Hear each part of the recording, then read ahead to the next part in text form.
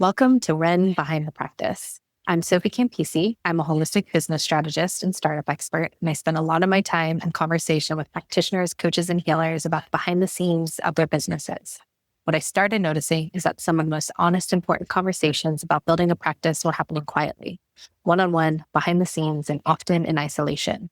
Most practitioners are incredibly skilled at the work they do with their clients, but very few of us were ever taught or trained in how to build a successful startup business. And suddenly we've been left to figure it out on our own. This podcast exists to bring those conversations forward, the dreams, the uncertainty, the highs and lows, the recalibrations, and the messy middle. My hope is that by normalizing these conversations, we can soften the stigma, feel less alone, and start closing the gaps together. Today's guest is Kendell Walker. Kendell is an integration coach, holistic health practitioner in Oracle, and she is currently in her associates for marriage and family therapy. Kendell, it is so great to have you here. Thank you so much for showing up and having this conversation with me today. Thanks for having me. I'm excited to be here. Before we look behind the scenes, can you share with us a little bit more about the work that you do? Yeah. So, such a loaded question. I have a love-hate relationship with this question. I started out, my first round of education was holistic healing, alternative medicine. And that sort of led into relationship coaching naturally. And that led into psilocybin research, which was the modality that I found actually helped to heal my own anxiety that I started to experience. So I was very, very interested in working with the plant medicine to help others because of my holistic background. And then sort of naturally, and seems unrelated, but I decided to go back to school and become a marriage and family therapist just recently. So it all goes together. It's all healing, right? So right now, are you currently working with clients still? I am. So I founded the San Diego Psilocybin Society, and I'm simultaneously doing integration coaching for individuals and with a highlight on couples who want to microdose psilocybin together. I have a coaching program for that. And then on the other side of me, or the other persona of my work, is the marriage and family therapy, where I specialize in sex and relationship therapy, working with couples, polyamorous community, ethically non-monogamous, LGBTQ community. Yeah. So is the main structure of your business model like one-on-one, or in your case, like two-on-one if it's couples, or is it group work as well?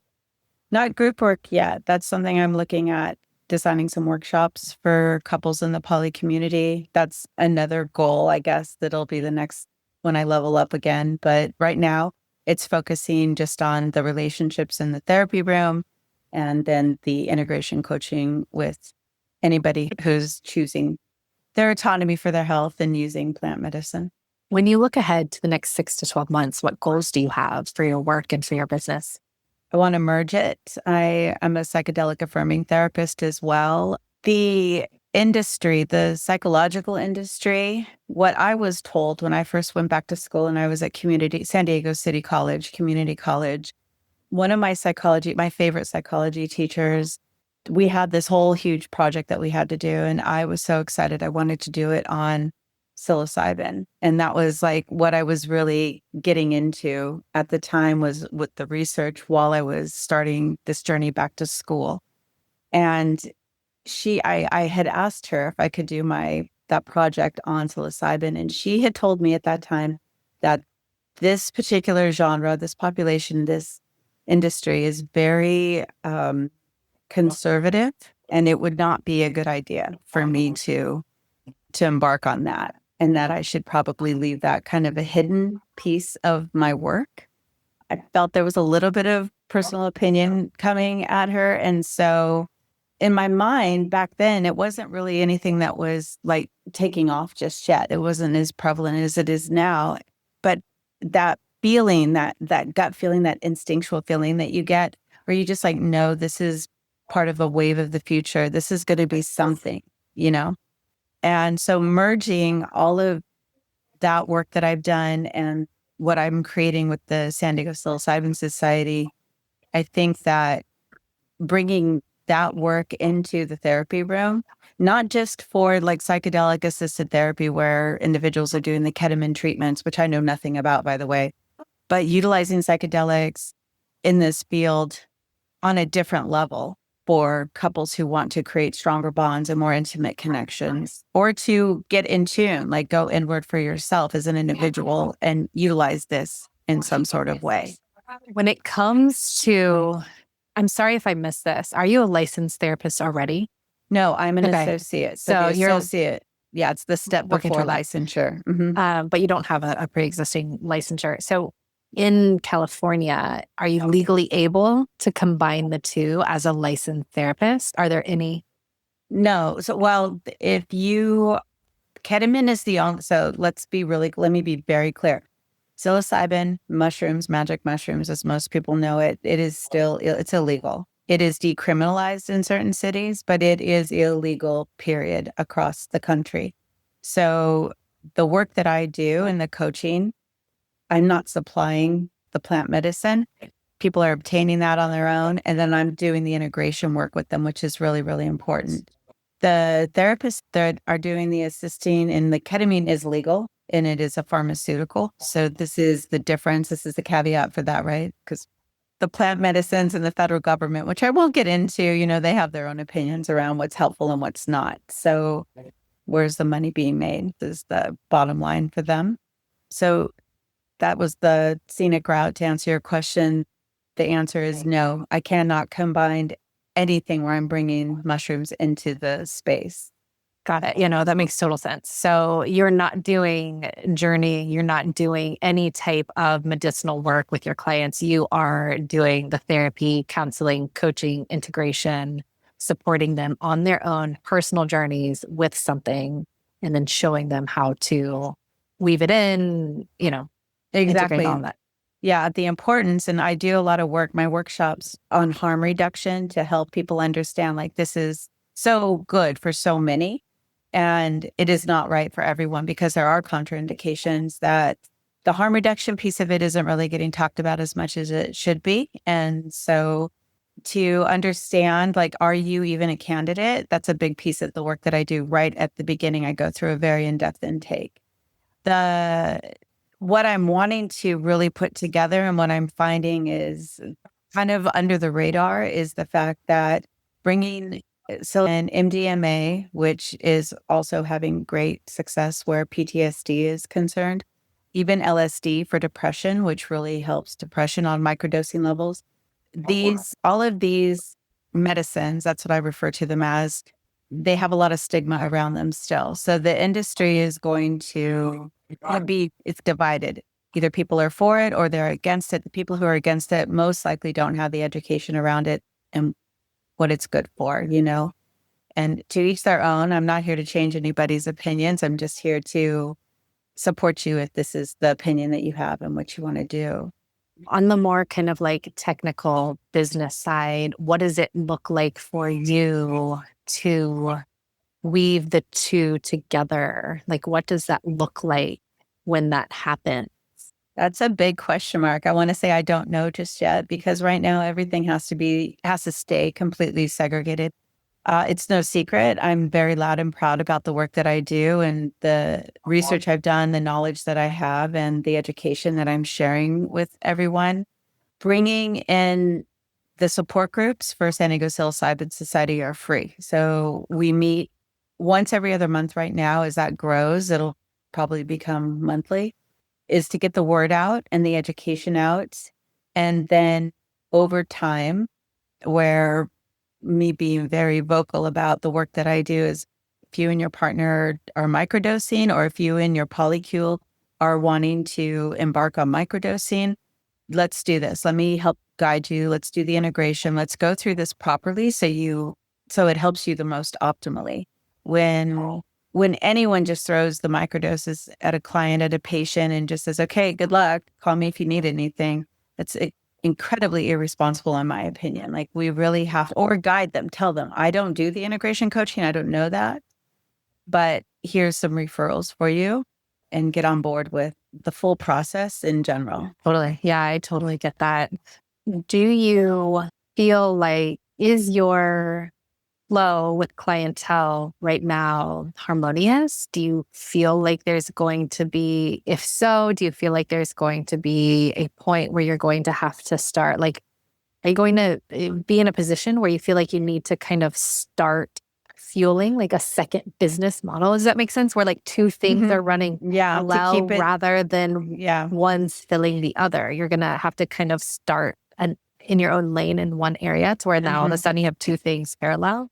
I'm not sure yet because what I came to really figure out, like when I was in school, so I just finished, I graduated in grad school in August. It's almost been a year. Wow. But in that time, when you're in school, the program includes a practicum, which is as a student, I'm seeing clients, I'm doing therapy. Okay. I had a great history of relationship coaching. So all of that was just really natural for me. And then with the integration and all the research that I did on psilocybin, the clients that came in, and there was a handful of them that trickled in that mentioned that they had taken a journey or had been microdosing for their depression.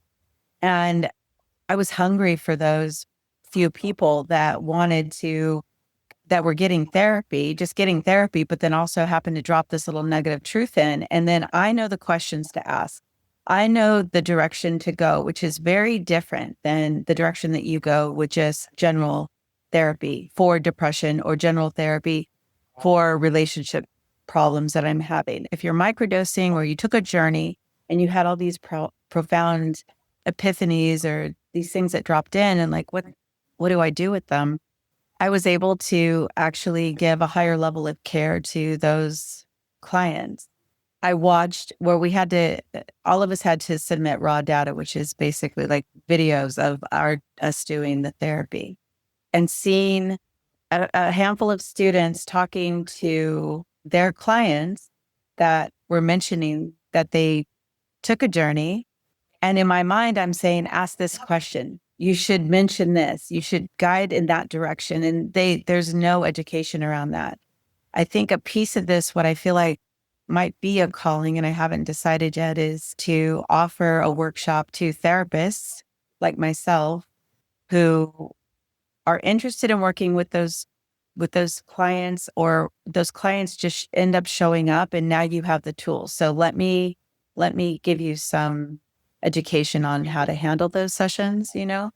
Totally. I mean, obviously at a certain point, it's going to come back down to like, if you haven't experienced it, there's only so much you'll be able to do to support someone. But at least you could maybe, I think probably the ultimate answer is, can we do a better job at having strong referral partners and like having the confidence to refer people? Like, obviously to me, that seems like the obvious thing, but yeah, I totally get that.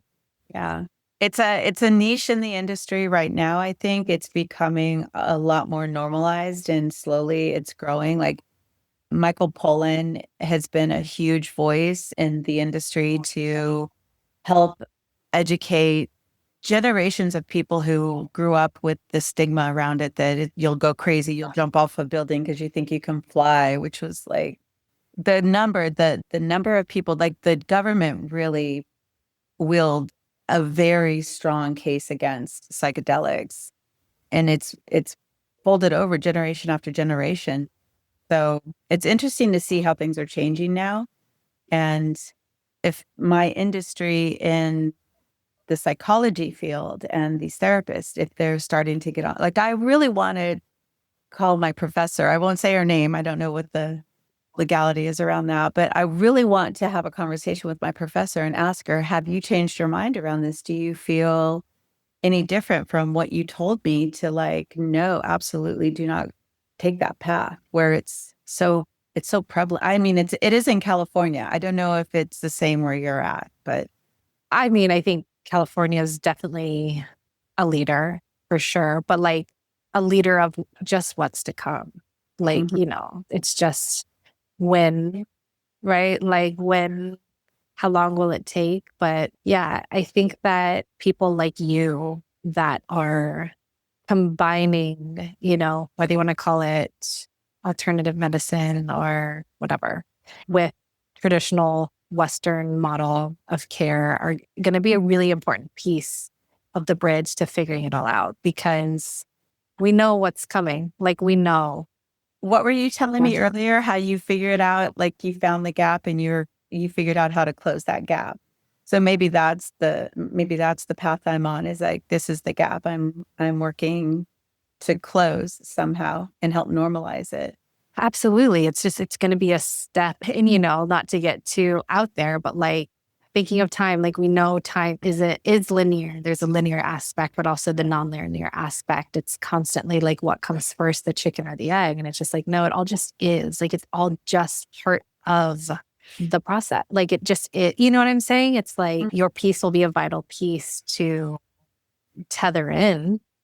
Doesn't make it easier, by any means, but we know where things are headed. Those of us who can see a feel, or whatever you want to call it, like we see where things are coming, and we're all playing our part in that. But yeah, absolutely.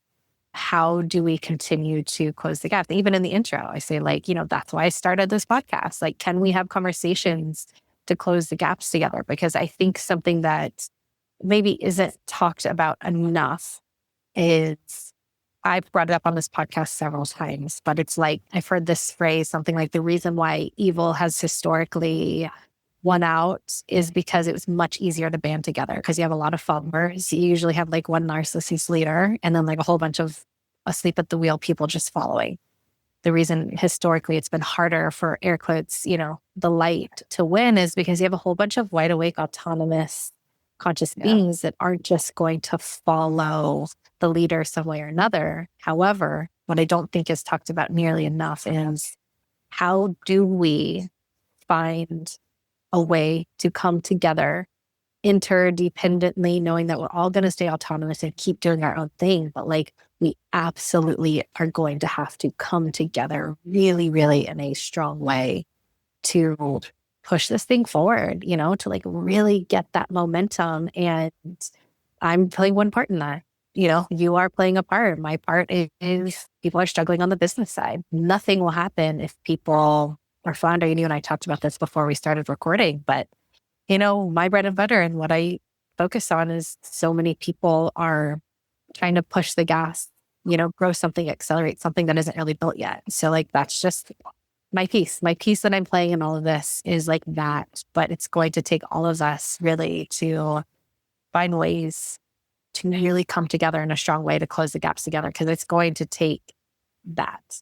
And I feel like you are laying the foundation for that, for all of us, right? Giving us the platform to share our voice and our experience. And then, I mean, I don't know about the others that you've talked to, but I'm always an open like invitation, get a hold of me, contact me if I can help. If you want to collaborate or co-create on something, like, let's do it. Let's like band. And that's the community that then tends to, grow and power numbers.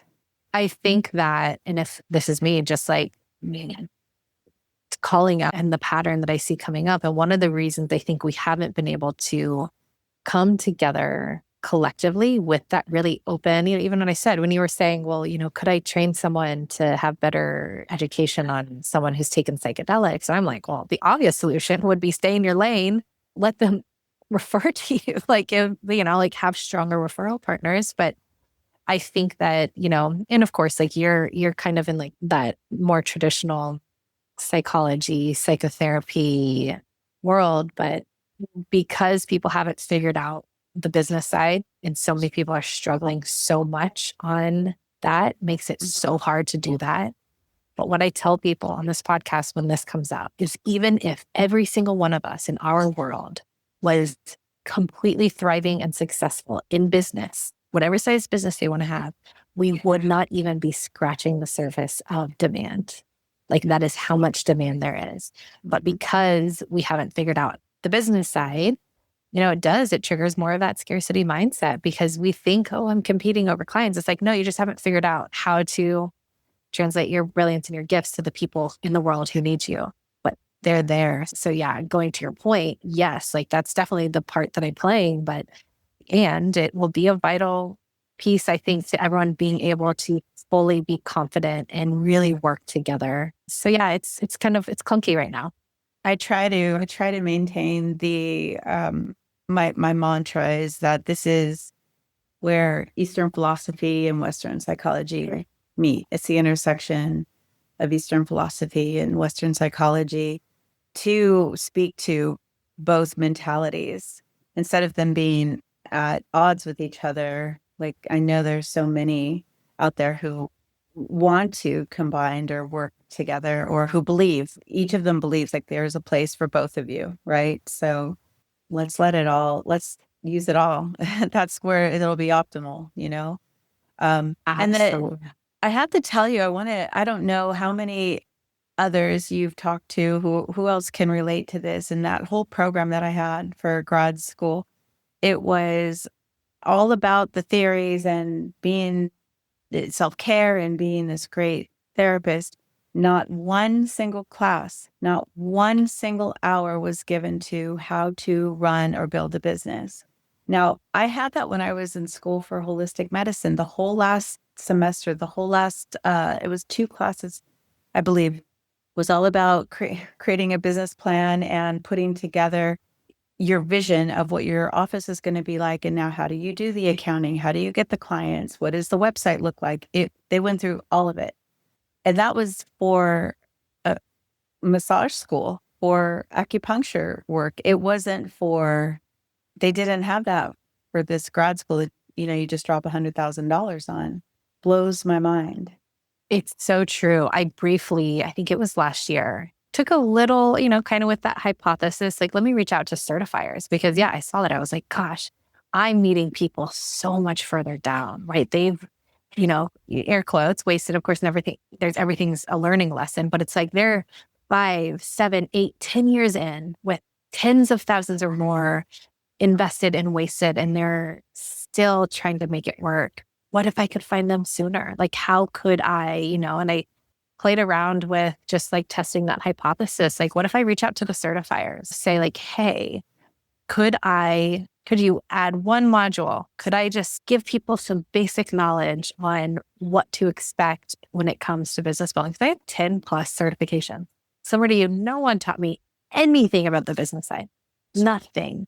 It's one of the fastest growing things. People are getting certified so much. We know that this is where the wave is headed, but people are not talking about the business stuff. I say this even in the intro of this podcast. It's like we're left to figure it out on our own. Entrepreneurship is one of the very hardest things that you could possibly do on top of that. So yeah, I played around with testing that hypothesis. What if I started connecting with and reaching out to certifiers? It ended up just like fizzling out just because I wasn't getting, of course, it's always a hypothesis, but like they definitely weren't jumping at it for whatever reason. And I was like, okay, time for like, I'm just going to keep going. But like, absolutely. What you're saying is like, let's classic holistic mindset. Like, hey, let's try to go to the root. Let's try to get to the root a little sooner so that we can decrease the amount of harm that's caused long term. And the obvious place that is like, hey, when you're getting certified or going through school to become a service provider or to start a profession, let's teach you how to build the business because it's the vehicle for getting your work into the world. It is like, there is no way to be in your integrity, to be with people, to be working unless your business model actually works. But no one is teaching people how to, or very few people, especially knowing what I know now about actually how to build the business. Almost no one in our industry is actually talking about that. It's not sexy. I get that, but it's vital. It is. It's the core, right? It's the DNA of any business is like you have to understand the behind the scenes, like your talents, all of your talents, your gifts, your skills, everything that you know organically and naturally. And if like even just connecting in with people, like if you have this natural, like je ne sais quoi that you just like completely just can connect in with people, that's great. At the end of the day, all this behind the scenes shit's got to be taken care of, right? And if you have zero skills in that, how successful is your business actually going to be? How long is it going to last? And I think a lot of people, I'll speak for myself. I think I went into it assuming that running a business was like, this is what it's going to take. And this is even what I've learned. And then the school of life just was like, nah, that's kindergarten. There's so many more steps and phases of understanding. And this is where failure comes in, I think, too, that when you lose, if you fail, which I think that word gets so much horrible connotation around it. But when you fail, there's two choices, right? You either learn and you figure it out, you pay attention and you really go back to the drawing board and figure out where you need to pivot, or you just let that overtake you and you quit. It's the failure piece of it is really important too, that we and ask, like, now that I know you, do I have you on speed dial to ask you, like, hey, I need to talk about like business at this particular business aspect because I have no clue what I'm doing. Do you have any education or guidance for me on that? So I think humbling ourselves too and reaching out to the people that know is really important for the success of our business as well. Right? Totally. I mean, you nailed that. I think that for some reason, this kind of social media pressure, online pressure that anyone can figure out a business and should know how to do it has added to that. But it's like someone way early on in this podcast brought up this metaphor. She actually was leaving the therapy model, starting coaching, which is like totally different because she's coming out of, insurance, pay, clientels into full-blown entrepreneurship. And she used the metaphor, and I bring it up all the time when I'm talking to people. She's like, if I've never been trained as an engineer, if I never went to engineering school, if I've never learned anything about engineering and I got an engineering job tomorrow, why would I think that I all of a sudden know how to be an engineer? Yeah. And it's so true. But because for I think kind of a perfect storm of things, people think they should know how to not only build a business, but also entrepreneurship, like the full thing, building it, not just from the ground up. But you and I talked about this, I think, before we started recording. We're seers, we're visionaries. We see ahead of the curve. So we're not just starting a small business that's like, hey, let me start an ice cream shop. Let me start a gas station. Those are proven business models. There's hundreds of thousands or more already in existence. There's going to be more open tomorrow. There is market demand for that, clear product market fit. People know it to look for it, whatever. We don't fall into that category right now. We are on the front wave. So we're seeing into the future. So there's a whole extra layer of how to translate that back, close that gap. How do we nail that? It is one of the hardest things actually to do, but there's so much pressure on people thinking that all of a sudden they should just know how to do it. And if you've never played the violin ever, why would you put yourself in a position where not only all of a sudden you think you need to figure it out, but like now you're just going to sit at home alone and just be like, okay, well, let me just try to figure out how to play the violin successfully. Yeah, there's I have this piece it started in the coaching program and I bring it up a lot in the therapy room. It's the abilities. The ability to say I'm sorry, the ability to say I don't know, and the ability to say you were right.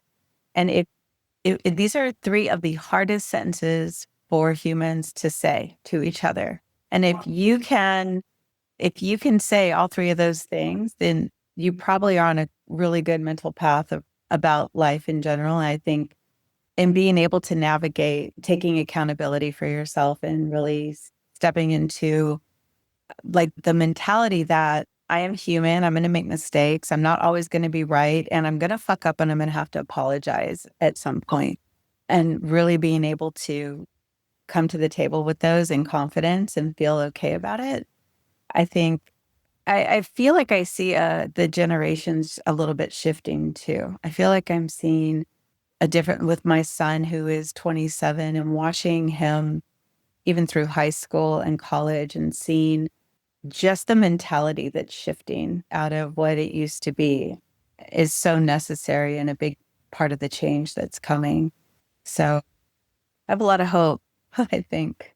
Totally. I think that I agree with you. And I said this already today to you talking to you is it still doesn't make it easier, the piece that we're playing, because we're part of it and we still have to take the action and see it through, even if we feel hopeful and we know what's possible and we know what's coming, in the midterm or the long term. Like we can't bypass the here and now and what the work that we have to do and the parts we have to play. And on the business side, certainly, and also, all the other layers too of the roles that we're all playing in getting us through this, whatever you want to call it, collective dark night of the soul or whatever we're going through. But then we have amazing people like you who are bringing these like minds together and reminding, like, I probably feel like my biggest takeaway here with this is that, like what you mentioned earlier on, probably before we were recording, is that there are I thought I was the only one. I thought it was just me. I thought I was just trying to deal with this and navigate this. And whether that's coming from like what I'm seeing on social media or when I walk into the office and I see all the other therapists doing their thing, wherever it's like, whatever that line is, I'm not the only one. Absolutely. Certainly not. And certainly, on this business side, I love the point that you brought up about, going through your whole degree and never being taught about the business side. So you're going to graduate, you're supposed to pay your bills, pay back, that the money it took you to even go to school. And no one's once mentioned like how to build that, I use that phrase, that vehicle, like, how to build that solid thing that is going to, and I say this all the time because it's so true and it's worth repeating over and over and over again. The business is the vehicle that takes us deeper into our work. There is absolutely one of the things that, I'm passionate about and I'm standing for is to continue to help people be in harmony with their business, work through this old, like, I love the work that I do, but the business is taking me down, which it's true. That's not true. But can we shift through that and work through that and realize that it's not wrong or bad or anything? We haven't found a way to be in harmony with it because at the end of the day, it is the vehicle that takes us deeper into our work, deeper into our integrity, deeper into our missions, because without it, our work doesn't get out into the world where it's very limited, right? Like we can't get very far.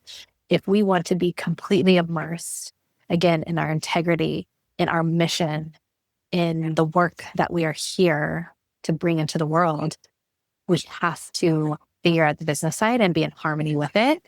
And that's the block that I'm chipping away at for sure. Mm-hmm. Yeah. Pretty great.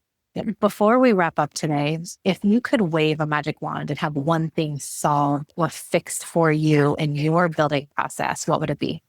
It's got to be a pretty great magic wand. I think I'd like to see the stigma get squashed around this fight for psychedelics to have a place, that we have autonomy for our health and that we can use what modalities we want.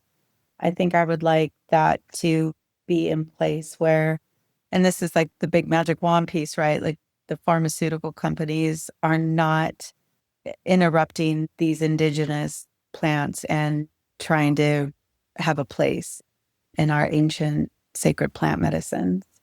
Yeah. Kendell, thank you so much for joining me today to have this conversation. And for those of you who are listening, if any part of this resonated, you're in the right place, please reach out. I want to hear from you. And if you want to reach Kendell directly, the links to her website and to the San Diego Psilocybin Society group are in the show notes. Thank you again, Kendell. And to everyone else, thank you for listening. And we'll see you for the next episode of Ren Behind the Practice.